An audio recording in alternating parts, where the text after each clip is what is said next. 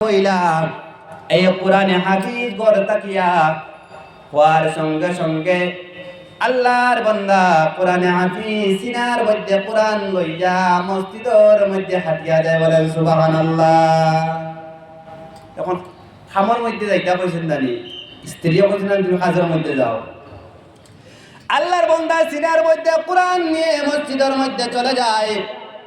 মসজিদের মধ্যে সকালবেলা বাইর হয়ে 8টার দিকে আর বিকালবেলা 4টার পরে ঘরের মধ্যে ফিরে। আল্লাহর বান্দা যেই সময় মসজিদের মধ্যে যায়, আল্লাহর বান্দা এই কোরআন তিলাওয়াত করে আর বলে, প্রভু মানুষ যদি কোনো জায়গার মধ্যে কাজের মধ্যে যায় গো আল্লাহ, আয় আল্লাহ বিকাল হইতে তারে কিছু কুরাকি দিয়া আল্লাহ তারে বসে কইরা দে। আল্লাহ আমি সকাল থেকে লইয়া বিকাল পর্যন্ত মালিক কার কাজ করলাম। আল্লাহ আমি সকাল থেকে লইয়া বিকাল পর্যন্ত কোন মালিকের কাম করলাম গো আল্লাহ। আল্লাহ সকাল থেকে লইয়া বিকাল পর্যন্ত কাজ করতেছি। আর যেই সময় আমি বাড়ির মধ্যে ঘর থাকিয়া বাইরে হয়ে চলে আসলাম, আমার বিবি জিজ্ঞাসা করলা তুমি কোথায় যাইতেছো? আমি বললাম কাজের মধ্যে যাইতেছি। হে মালিক, আমার বিবি বলছে বিকাল হইতে ঘরের মধ্যে যাইতে কিছু অর্থ করি লইয়া যাওয়ার জন্য, আমার ঘরে কোনো খানি নাই। হায় আল্লাহ আমি সকাল থেকে লইয়া বিকাল পর্যন্ত এই জায়গার মধ্যে কোরআন তিলাওয়াত করতেছি। হে মালিক, আমি দুনিয়ায় কোনো ব্যক্তির কাজ করি নাই। আল্লাহ সকাল থেকে লইয়া বিকাল পর্যন্ত আপনার কোরআনে কারীম তিলাওয়াত করতেছি। বলেন সুবহানাল্লাহ। একদিন, 2 দিন, 3 দিন এইভাবে চলে গেল। আল্লাহর বান্দা ভদ্রলোক যেই সময় বাড়ির মধ্যে যায়, যাওয়ার সঙ্গে সঙ্গে বিবি জিজ্ঞাসা করেন, তুমি কোন মালিকের কাজের মধ্যে গেলাই? তুমি কোন মালিকের কাজ করতে আসো? কয়দিন হয়ে গেল? 3 দিন হয়ে গেল, আমার ঘরের মধ্যে কোনো খানি নাই, খালি তো আনতে হবে, খাইতে হবে। আল্লাহর বান্দা ভদ্রলোক বলেন, হ্যাঁ বিবি তুমি চিন্তা কইরো না, এমন একজন মালিকের কাজ করতেছি, যত বিল পর্যন্ত ওনার কাজ শেষ হইব না ততক্ষণ পর্যন্ত কোনো দর্ত খড়ি দিতা নাই। আমি সকালবেলা বাইরে হইতেছি, বিকালবেলা ঘরের মধ্যে ফিরতেছি। আর যেই সময় আমি কাজের মধ্যে যাই, এই মালিক এমন এক ব্যক্তি, এই মালিকে কোনো মানুষকে ঠকায় নাই, এই মালিকে কোনো খেররে ঠকিলা না, এই মালিকে খেররে ঠকই না, এর হিসাব কিতাব সব ঠিক আছে।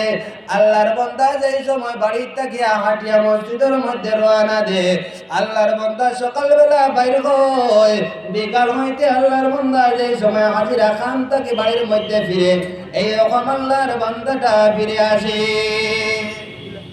সকালে খামো গেলে বিকালে বাড়িতে নেন, ওরকম আল্লাহর বান্দা যায়। আর বড় ধরনের একটা ভুসিমালের দোকান আছে, এই দোকানের একজন মাজন আছে, আর তার কর্মচারী আরো আছে। আল্লাহর বান্দায় এই যে ভদ্রলোক কোরআনে হাফিজ, এই ভদ্রলোকলে গরিব হিসাবে কিছু মাহাব্বত করে, মহব্বত করে, টাকা পয়সা কিছু দেয়। আল্লাহর বান্দার এমন সময় কি হইল, পেটের মধ্যে ব্যথা করা শুরু হইল। আল্লাহর বান্দায় বলে, আল্লাহ আমি তো জানি নবীর হাদিস আছে, as-sadaqatu taruddul bala wa la tazidu fil umar। ও আল্লাহ, যদি কোনো মুসিবত আসে চলে আসে, তাহলে এই সাদাকাটা দিলে এই বলাটা চলিয়া যায়। হায় আল্লাহ, আমার এমন ভাবে পেটের বেদনা শুরু হইল, এমন ভাবে পেটের বেদনা আল্লাহর বান্দা শুরু করলো। করার সঙ্গে সঙ্গে বললো, আয় আল্লাহ, যদি আমার পেটের বেদনাটা যদি ভালো হয়ে যায়, হায় আল্লাহ এই মেসাবরে কোরআনে হাফিজ গে আল্লাহ আমি কিছু অর্থ দিয়ে খুশি করব। বলেন সুবহানাল্লাহ। আল্লাহর বান্দা জবান দ্বারা যেই সময় এই কথাটা বাইর করলো, হওয়ার সঙ্গে সঙ্গে আল্লাহ রাব্বুল আলামিনের তার পেটের বেদনারে পরিবর্তন করিয়া দিলাইলা। সুবহানাল্লাহ। আবার আল্লাহর বান্দায় কিছু সময় যাওয়ার পরে পেটের বেদনা কমে গেল। আল্লাহর বান্দা কোরআনে হাফিজ মসজিদের মধ্যে তিলাওয়াত করতেছে, আর আল্লাহর কাছে সেই খান্তন খান্দে বানি সকাল থেকে লইয়া বিকাল পর্যন্ত আল্লাহ তুমি মালিকর কাজ করতেছি। হায় আল্লাহ, নিশ্চয় আমার জানা আছে হায় আল্লাহ তোমাকে কেউ যদি খুশি করে আল্লাহ তাকে তুমি খুশি করো। হায় আল্লাহ আমি আপনাকে রাজি করতেছি গো আল্লাহ। হায় আল্লাহ আপনার ইবাদত করতেছি, জমিনের মধ্যে কোনো মানুষকে আমি আল্লাহ খুশি করতেছি না। হে মালিক তুমি আমার ইজ্জতের মালিক, তুমি আমার বেইজ্জতের মালিক। এইরকম আল্লাহর বান্দা কান্না করতেছে, সকাল থেকে লইয়া বিকাল পর্যন্ত তিলাওয়াত করতেছে। আল্লাহর বান্দা যেই সময় এই ব্যক্তির পেটের বেদনা শেষ হইল, আবার উঠিয়া 10 মিনিট পরে আল্লাহর বান্দায় পরিবর্তন করে দিল। আল্লাহর বান্দায় আর উঠিয়া কয় ও তোরা আগে, পরে আল্লাহর বান্দায় এই প্লেনটা বদলাই লইল। আল্লাহর বান্দায় বলে আমার পেটের বেদনা তো ভালো হয়ে গেছে, আর দেওয়া লাগবে না। আল্লাহ রাব্বুল আলামিন যে কথা আল্লাহর বান্দায় জবান দ্বারা বাইর করছে, করার সঙ্গে সঙ্গে আল্লাহর বান্দায় আবার পেটের বেদনারে পরিবর্তন করে দিয়েছে। বলেন সুবহানাল্লাহ। আবার জায়গাতে আইছে নি, পেটের বেদনা জায়গাতে আইছে তো। আল্লাহর বান্দার পেটের বেদনা আবার শুরু হইল। এইভাবে আল্লাহর বান্দায় যেই সময় পেটের বেদনা দ্বিতীয়বার ধরল, এমন ভাবে ধরল অনেক কষ্ট হইতেছে, কান্না করতেছে। হায় আল্লাহ তোমার কি লীলা, তোমার কি দয়া। হায় আল্লাহ আমার তো মনে হয় আমি আর বাঁচবো না। হায় আল্লাহ যদি আমার পেটের বেদনাকে আল্লাহ পরিবর্তন করিয়া দেন, তাহলে আল্লাহ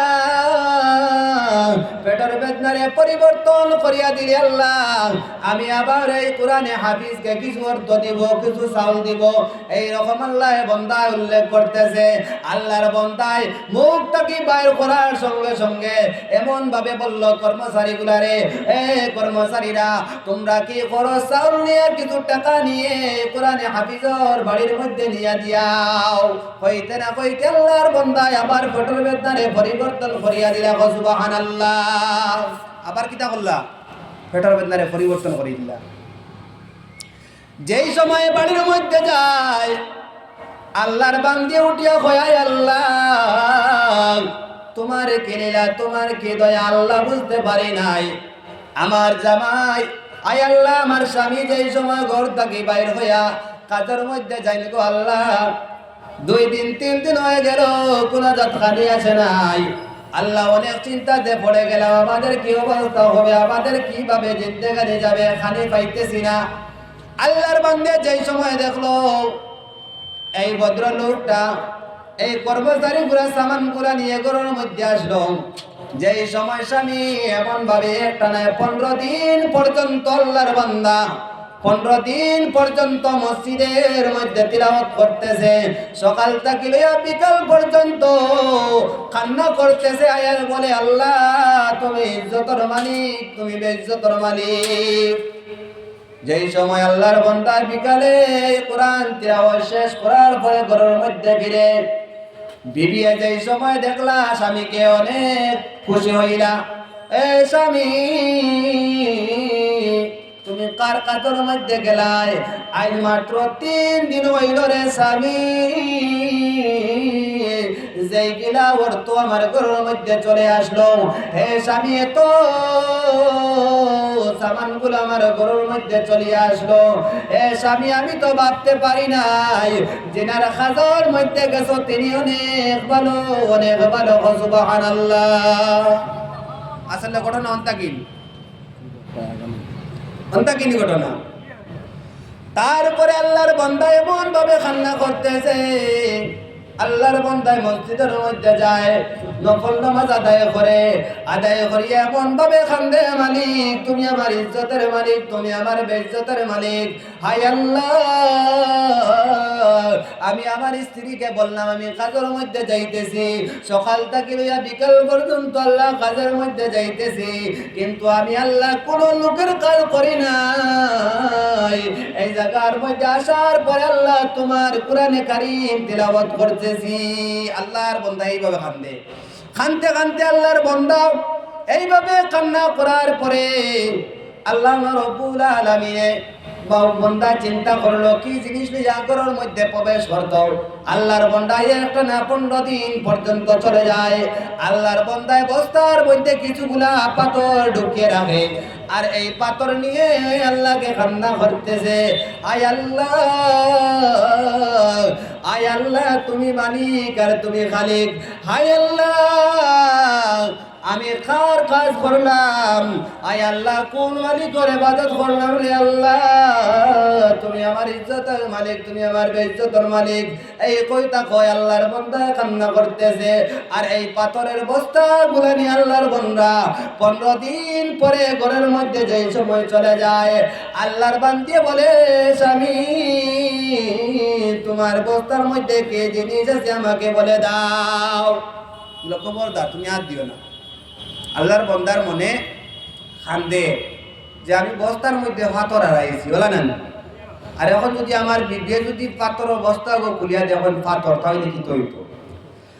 নফল সালাত আদায় করেন, আল্লাহর বান্দায় কান্না করতেছে মালিক আমি তো জানি এই বস্তার মধ্যে পাথর ঢুকাইলাম, হায় আল্লাহ এই বস্তার মধ্যে পাথর ঢুকাইলাম, হায় আল্লাহ তুমি আমার খালিক, তুমি আমার মালিক। হায় আল্লাহ আমি যদি তোমার কাম করিয়া থাকি, আল্লাহ আপনি যদি খুশি আর রাজি আমার উপরে থাকুন গো আল্লাহ, তা হইলে এই বস্তার মধ্যে যতগুলা পাথর আছে আল্লাহ সমস্ত পাথর গুলাকে সোনা দিয়া ভরপুর করে দেন। তারপরে আল্লাহর বান্দায় এইভাবে কান্না করতেছে। আল্লাহর বান্দায় কান্না করার সঙ্গে সঙ্গে আল্লাহর বান্দা যেই সময় বিবিয়ে এই বস্তার মধ্যে ধরতা, ও সময় কইল না না তুমি আমার বস্তার মধ্যে হাত দিও না।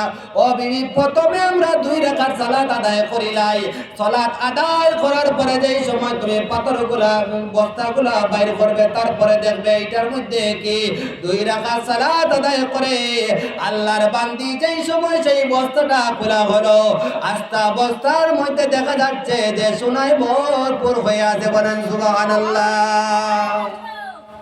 আল্লাহ খাওয়াইছেন না।